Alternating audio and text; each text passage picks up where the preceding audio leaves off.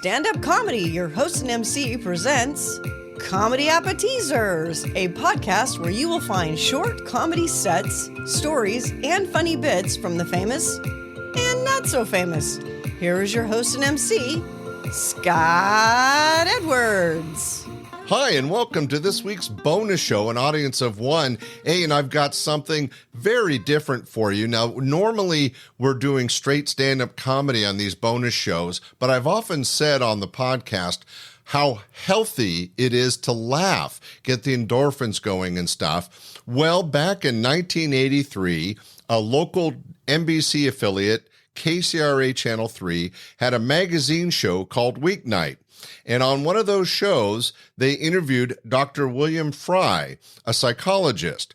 Well, what's great is they did that interview at my club, Laughs Unlimited, and they included in the background and as part of the interview, comic Bruce Baum, one of my personal favorites.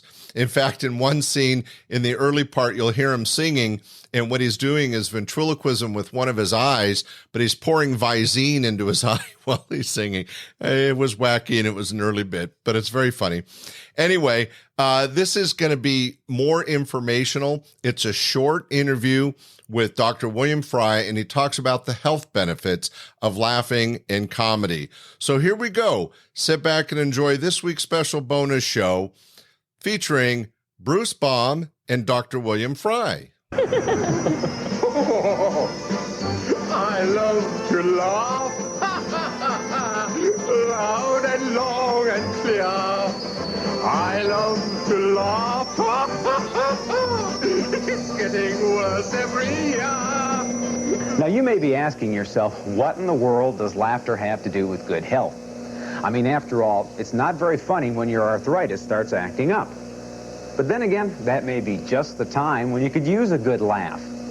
Now, you know, the people who perform here at Laughs Unlimited, they take humor very seriously. I mean, people like Bruce Baum.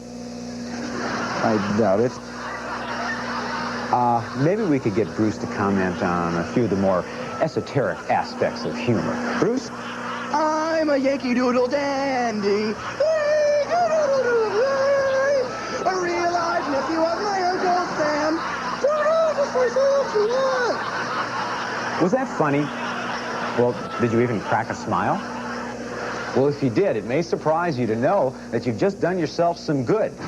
Because you see what happens when you start laughing, a whole series of events are set in motion. And according to Dr. William Frye, a psychiatrist, they're all good. There's laboratory evidence now that indicates that laughter, mirthful laughter I'm talking about, laughter associated with humor, has a stimulating effect on most of the major physical systems of the body. Frye says that humor therapy has attracted a great deal of attention recently because of the experiences of Norman Cousins. Cousins locked himself up in a room, took massive doses of vitamin C and the Three Stooges, then came out cured of a terminal disease. Is this witchcraft, or is this man fooling himself, or there have to be some demonstrable mechanisms or methods by which this has taken place, and that's the work that I'm doing. Frye says that it doesn't make much difference what makes you laugh. The results are the same. Laughter gives your whole body a workout. Even a little giggle will release a number of hormones into your system, including endorphins, your body's natural painkillers. A real belly buster actually can double your normal pulse rate, giving you a pretty good workout, besides burning up a moderate number of calories. Laughter is much shorter than a jog around the mile or 5 miles that you run. But you only do that once a day if you're really active and intense, and you probably don't do it more than once or twice a week, the running I mean. Whereas with laughter, you will laugh up to 100, 200 times a day. And you put all that together, and you've got an awful lot of exercise going on. Now, the research that you've done, you basically found out that there's some real positive effects on a person when you're laughing.